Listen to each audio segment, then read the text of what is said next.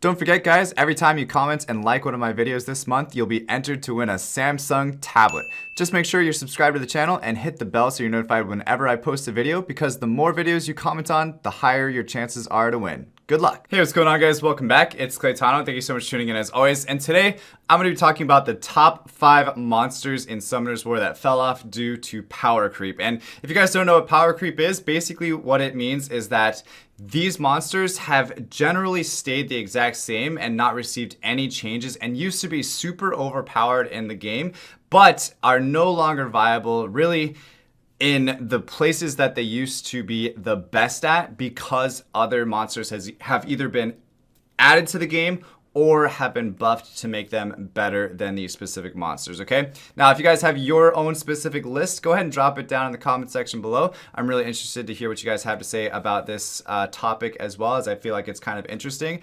And let's just get right into it, okay? So the first monster on the list is actually... So the first 2 are not 5 stars, and then the last 3 are 5 stars, okay? Just a little spoiler alert there for you guys.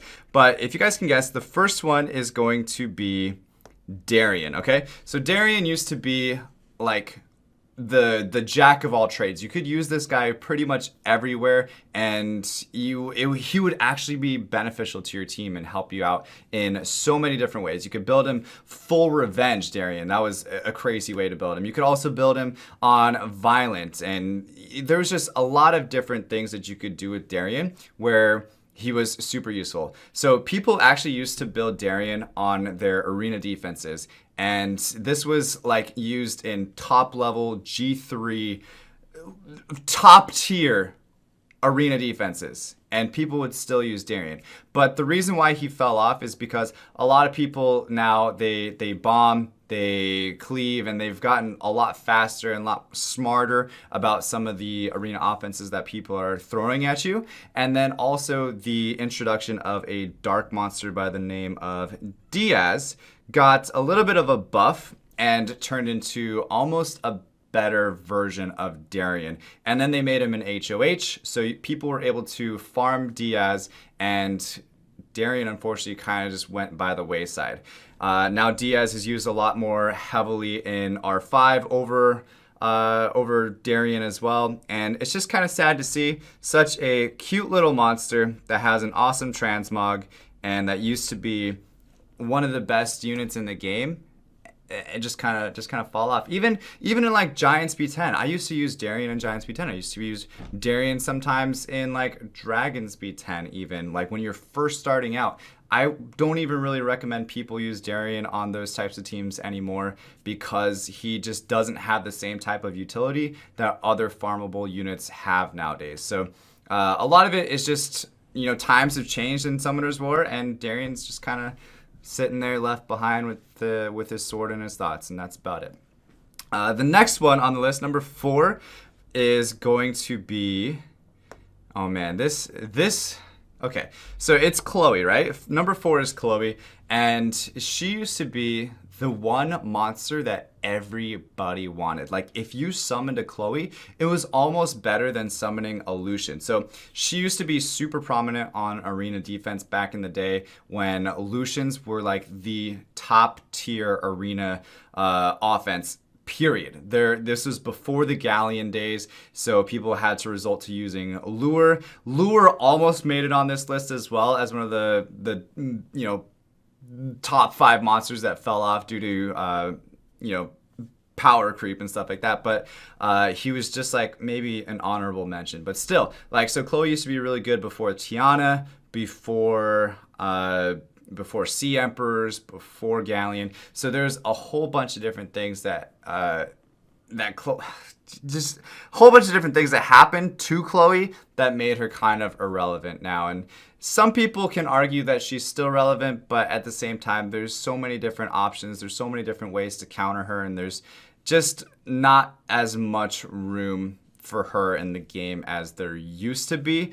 But even still, if you look at her stats, you would still think like maybe there's still a possibility out there for Chloe.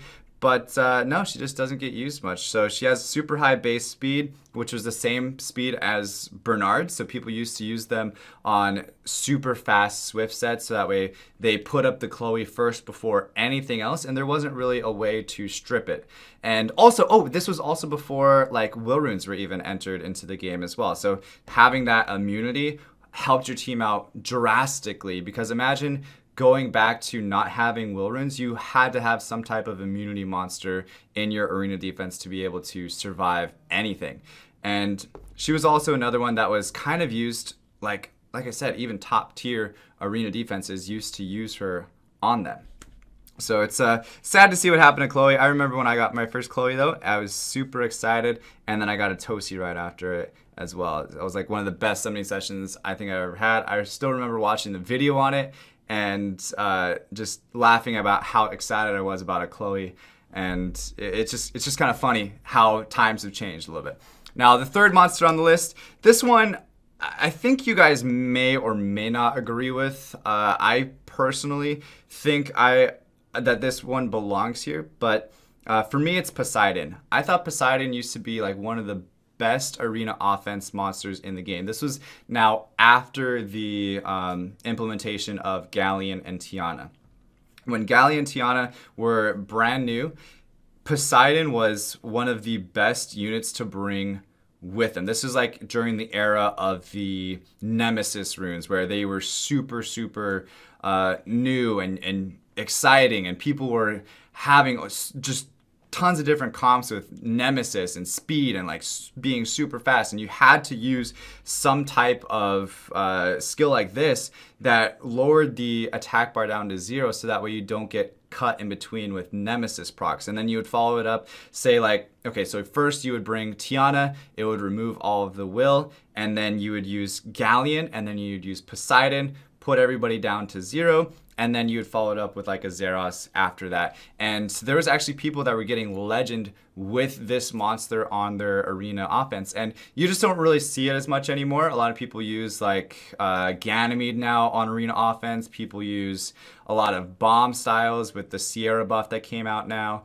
I mean, I say now, but like it's been a while since it's been out, but still, it's just crazy. This used to be one of the best arena offense monsters you could possibly summon, and now you just don't see it anymore. People even use Alicia a lot more than they do Poseidon these days. So it's just kind of interesting to me. Like this whole topic for me is just interesting to think about. It's also kind of bringing me down like memory lane here with all the different like eras of Summoner's War. And okay, so we'll move on to the number 2 monster on the list. So we went 5, 4, 3. Now we're at 2. It's also another water monster here, and it's Praha.